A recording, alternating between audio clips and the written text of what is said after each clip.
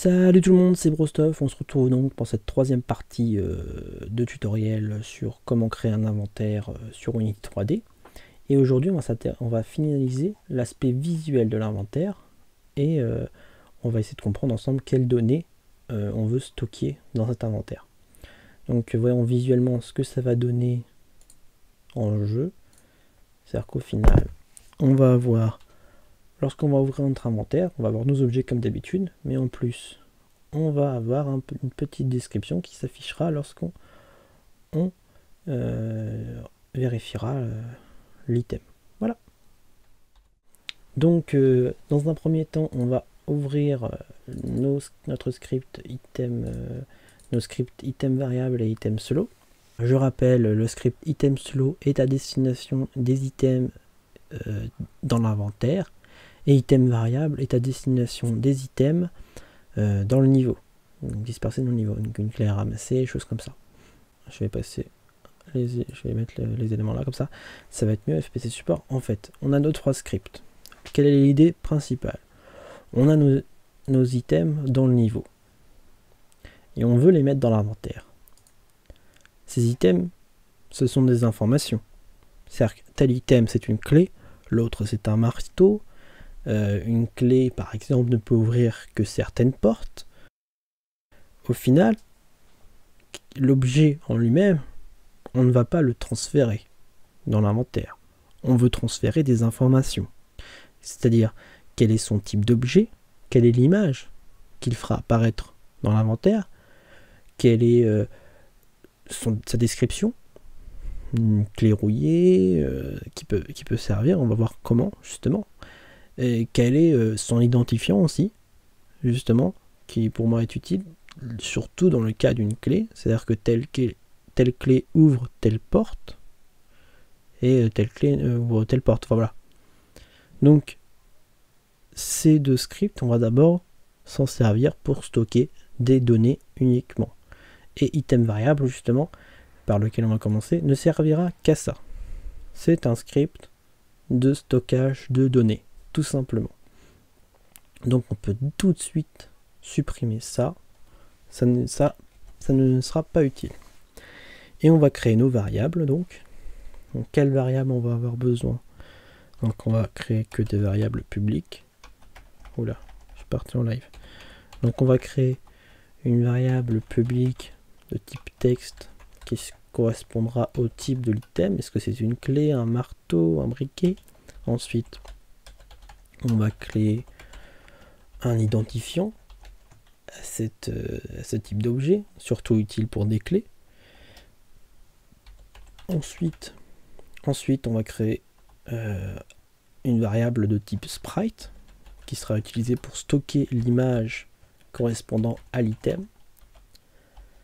Puis enfin, on va créer une dernière variable de type texte qui stockera la description de l'objet. Cette dernière variable permettra de compléter l'aspect visuel de notre inventaire. Ensuite, donc on va traiter item slow d'une façon assez similaire.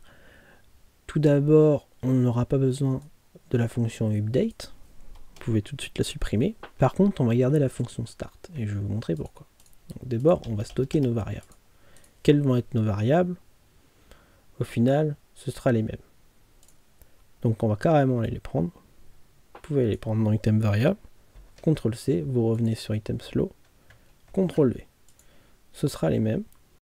Donc excusez-moi, j'ai coupé, j'étais face à un petit problème. Donc en fait, il faut que vous fermiez vos scripts et puis que vous ayez changé le nom de nos scripts item slow et item variable. Je fais une petite erreur. Parce que j'ai dû vous faire créer des scripts avec un espace au milieu.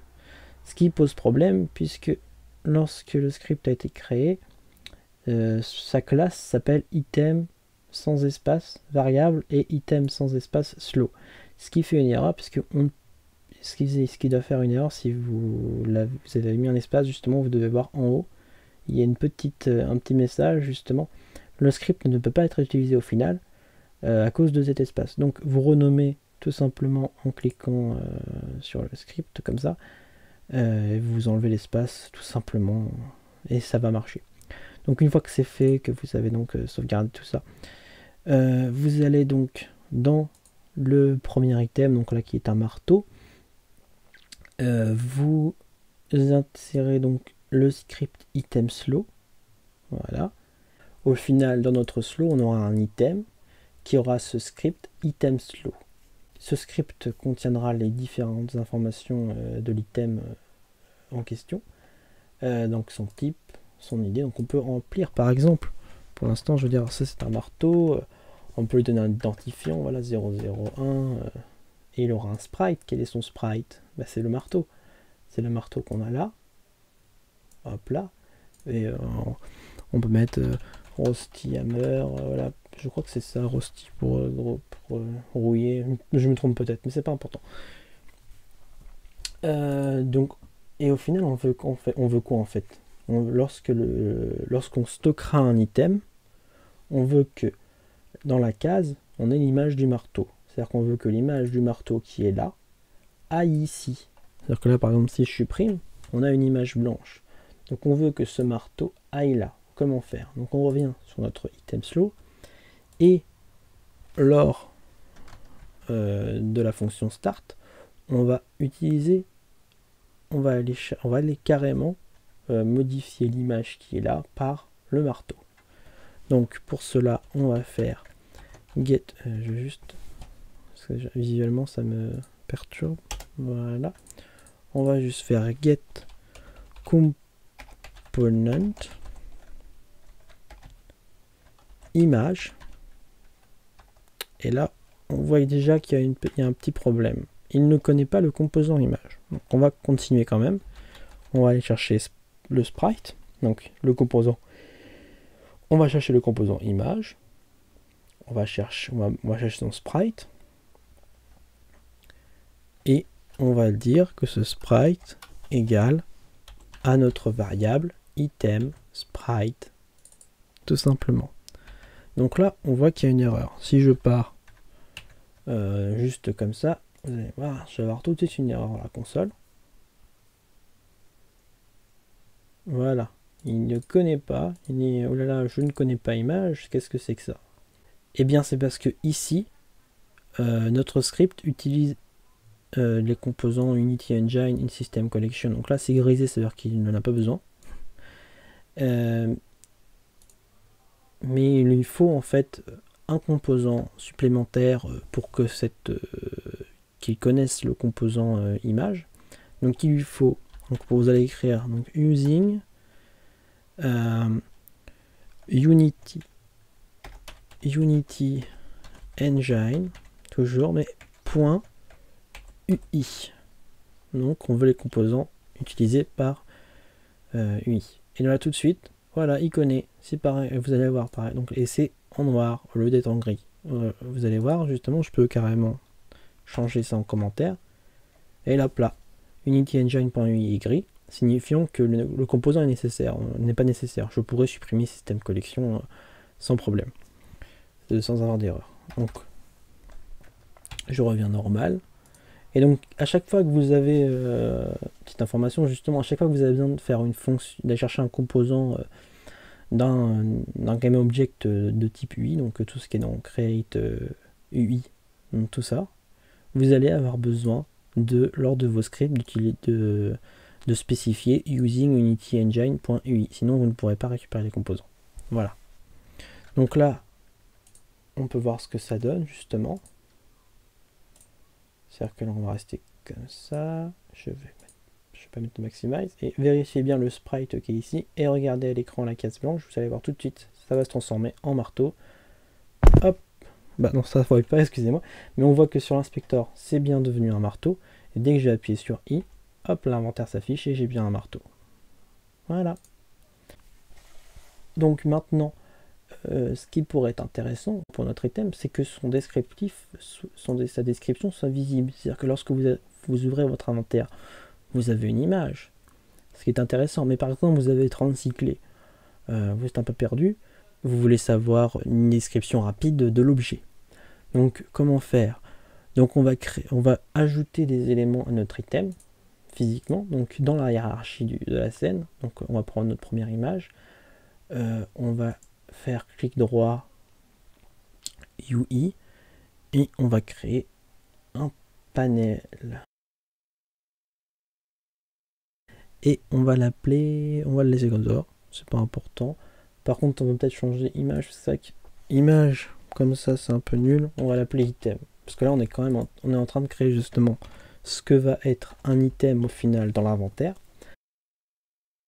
Donc ce panel, donc là qu'on voit en fait c'est une case blanche par-dessus la case blanche item. On va changer son background pour lui donner un aspect visuel un peu comme pour que le texte de description soit indiqué dans une couleur un peu similaire à l'item. Donc on va prendre par exemple notre sprite title inventory, qui est pas trop mal, qui va pas être tout à fait pareil que les autres, donc ce qui permet de faire une distinction. Et là le titre de l'inventaire est loin, et puis en plus on lui a donné une couleur spécifique, donc là par exemple on peut laisser ça comme tel quel, hein.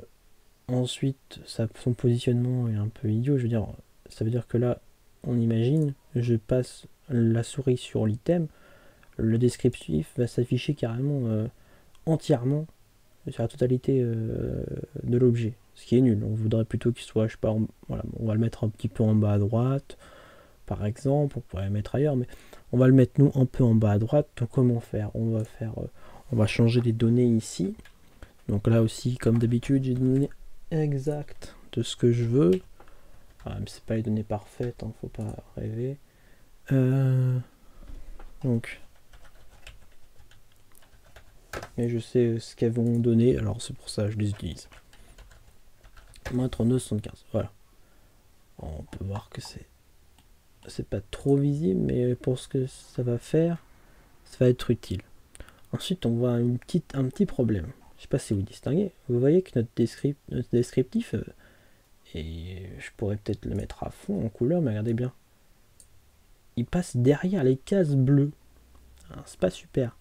C'est-à-dire que lorsqu'on passe notre souris, notre descriptif sera à moitié devant, à moitié à l'extérieur. C'est très bizarre. Nous, on veut pas qu'il nage en plein milieu du reste, on veut que ça ressorte, comme le titre, quoi. On veut qu'il soit bien visible, que le descriptif s'affiche à l'écran, qu'il soit pas à moitié, qu'il nage pas à moitié dans d'autres choses.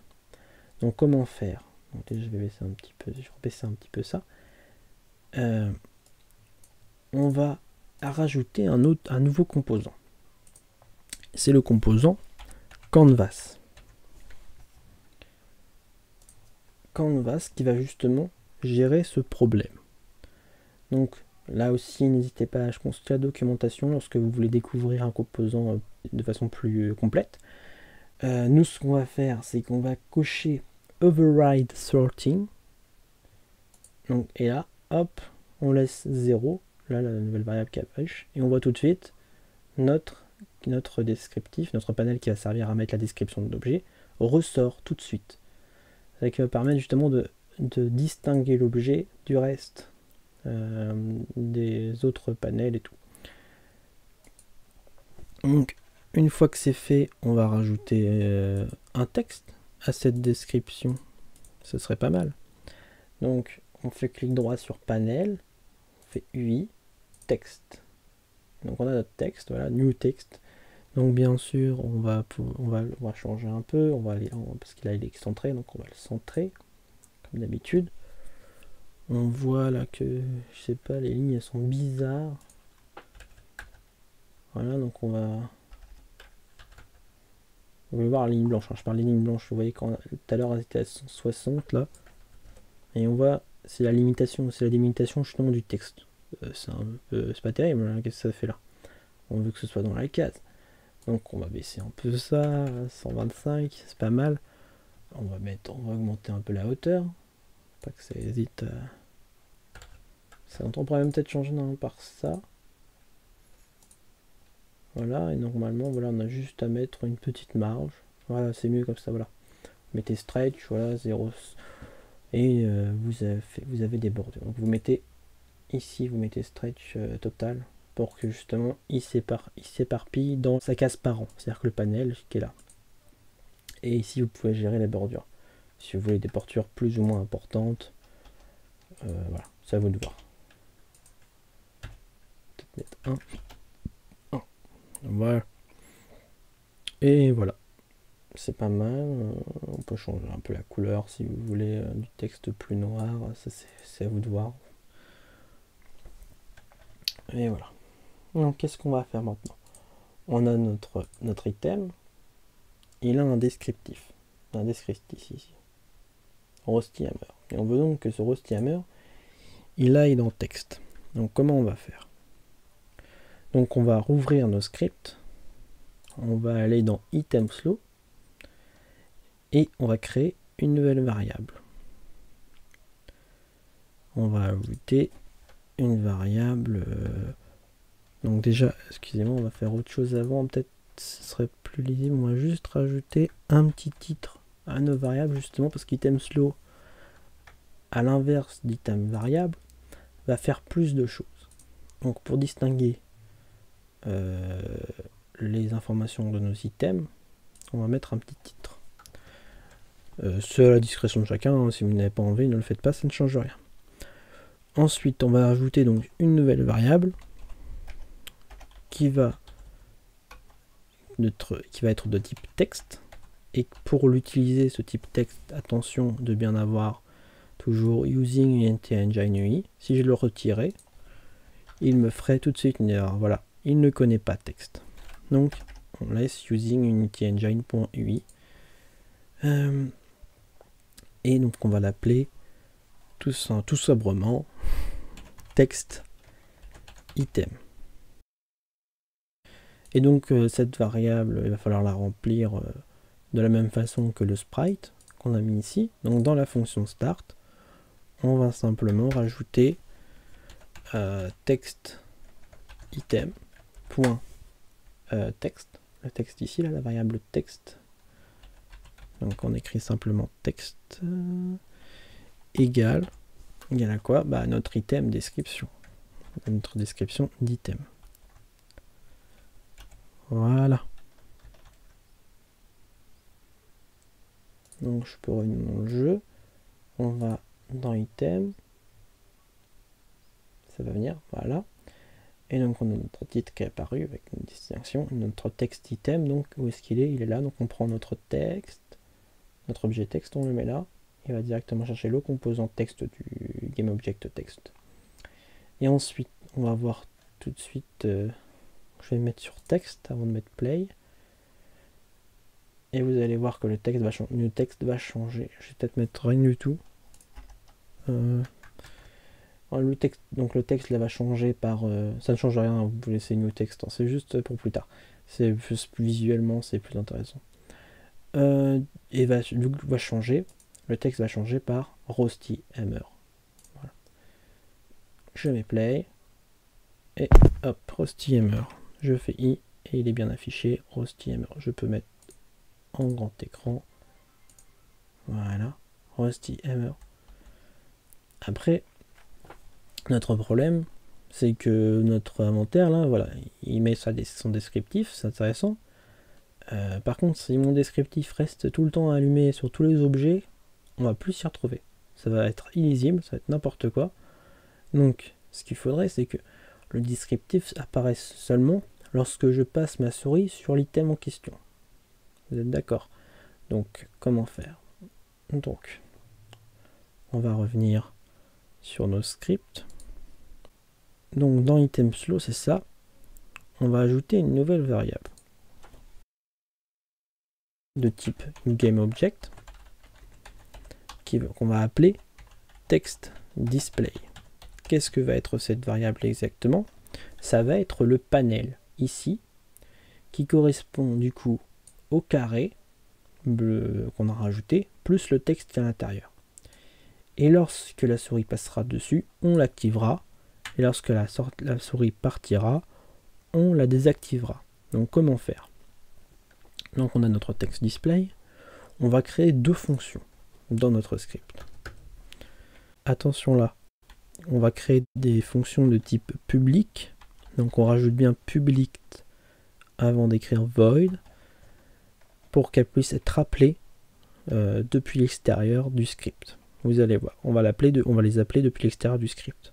Donc on va les appeler tout sobrement ActiveText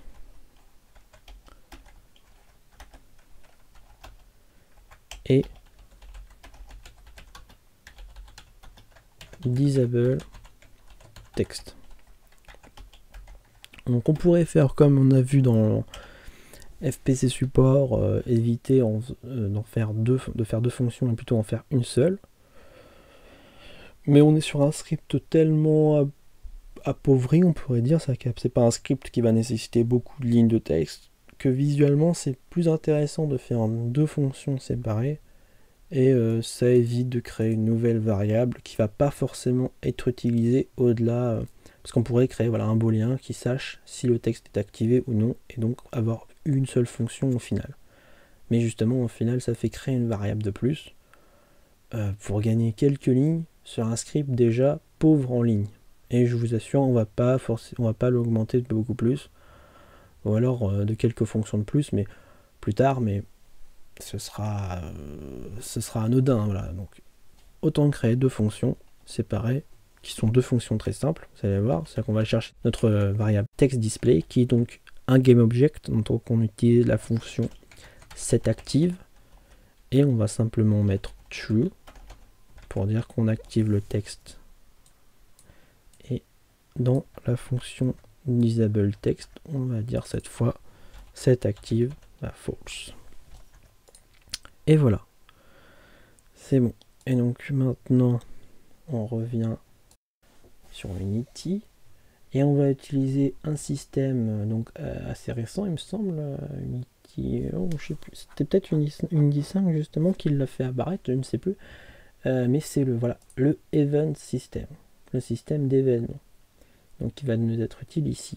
Donc comment on fait? On va sur le composant, sur le GameObject item, et on va lui ajouter un nouveau composant.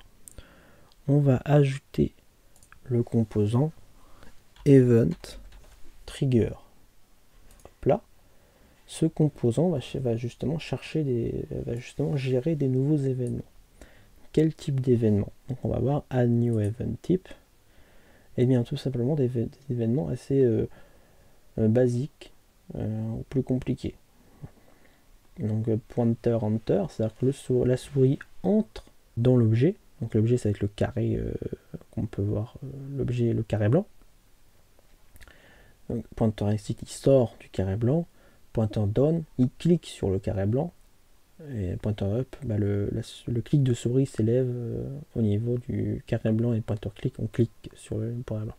Drag, drop, scroll, donc scroll c'est la souris du milieu, voilà, etc., etc. Vous pouvez là aussi aller voir la documentation accessible ici pour avoir plus d'informations. Mais nous, on va utiliser deux événements. On va utiliser pointer enter et pointer exit. C'est-à-dire quand la souris entre, on veut que la description s'affiche, et lorsque la souris quitte la case, on veut que la description disparaisse. Donc, on va créer deux événements. Voilà, un new event, puis cliquer sur pointer enter et pointer exit. Dans pointer enter, on va donc ajouter l'événement en question. Qu'est-ce qui se passe lorsque le pointeur entre dans la case? Donc, vous cliquez sur plus ici. Lorsqu'il y a un pointer enter, on va lui demander de lancer une fonction. Donc, quel est l'objet où se situe la fonction? C'est item. Il est dans item slow. La variable item slow, donc c'est item. Donc on prend item, on le met là, hop, hop, là ça se dégrise, on a accès à des fonctions. Quelles fonctions? Donc on va dessus, il y a plein de fonctions, voilà, GameObject, diverses fonctions, mais nous on va s'intéresser à des fonctions dans item slow. Il est là, c'est le item slow qui est là, il est là. Et donc on a plusieurs fonctions, mais nous ce qui nous intéresse bien sûr c'est ActiveText. C'est-à-dire que lorsque la souris entre dans la case, on active le texte. Et on va faire la même chose dans pointer exit. Je fais plus, je vais chercher mon item, hop, je clique sur nos fonctions, item slow, et cette fois disable text. Voilà, tout simplement. Et on va pouvoir voir comment ça marche tout de suite. Je fais play. Hop là, j'ouvre mon inventaire. Donc là, on peut voir si c'est activé par défaut. Oula, excusez-moi, il y a une petite erreur. Ah, bah oui. Petite erreur idiote. C'est-à-dire que là, on n'a pas attribué text display. Donc bien sûr, la fonction ne marche pas. Et elle fait une erreur. Donc on attribue bien notre text display. Et hop, on fait play. Voilà. Et donc on ouvre l'inventaire. Non, il est déjà activé. Petit souci. On va régler justement plus tard. Donc je requitte, voilà, ça marche déjà. On recommence à 0, j'ouvre mon inventaire, je vais sur le marteau, le descriptif s'arrête, je quitte le marteau, le descriptif disparaît. Il s'allume, il disparaît, il s'allume, il disparaît. Je quitte, j'ouvre l'inventaire, ça marche. Petit problème, justement, on l'a vu au démarrage. Le descriptif est automatiquement activé. On pourrait le désactiver. Mais il y a un second problème. Regardez. Lorsque je vais sur le marteau, mon descriptif est affiché. Si je quitte l'inventaire à ce moment-là, et donc je reviens en jeu. Plus tard, je reviens dans l'inventaire, mon descriptif est encore allumé. Justement, c'est un problème. On ne veut pas. On voudrait que quand l'inventaire s'allume, il n'y ait pas de descriptif allumé. C'est idiot. Donc, on va arranger ça. Donc, on quitte. On revient ici. On pourrait mettre quelque chose au start pour faire en sorte que notre variable textDisplay soit automatiquement désactivée. Mais ça ne réglerait pas le problème en plein jeu, qui est du fait que quand on active lorsqu'on a quitté l'inventaire alors que le descriptif était activé, lorsqu'on revient sur l'inventaire, le descriptif est toujours activé. On va créer une nouvelle fonction qu'on va mettre là. Donc une fonction privée. Donc on va appeler void onEnable, donc qui est une fonction automatique créée par Unity, qui va donc être appelée à chaque fois que l'objet en question est activé. C'est-à-dire lorsqu'ici notre inventaire est désactivé, à chaque fois que l'inventaire sera activé, la fonction voidEnable sera appelée. Et dedans, qu'est-ce qu'on va faire? On veut désactiver le texte. Donc on pourrait écrire textDisplay.setActive false. Nous embarrassons pas, on va directement appeler la fonction disableText qu'on a créée pour l'occasion juste en dessous et qui va faire le boulot. Donc on revient en jeu. Hop, je fais play. Hop là. Et là, lorsque j'active mon inventaire, la fonction voidEnable va être activée et va désactiver la description qu'on a au start. Donc là, voilà, tout à l'heure au start, on avait le descriptif qui s'allumait. Plus maintenant, je vais sur mon inventaire en laissant, je quitte, ça marche. Je reviens sur l'inventaire, sur l'item. Si je quitte l'inventaire, on a eu tout à l'heure, le descriptif restait allumé lorsque je revenais, et pas cette fois. Et voilà, ça marche. Donc maintenant, on a accès à notre inventaire. On peut voir un descriptif, on a différentes données stockées à l'intérieur. Voilà. Maintenant, justement, la prochaine vidéo s'intéressera justement à comment stocker ces données dans notre inventaire. Donc au final, comment stocker des items dans l'inventaire. Voilà, salut!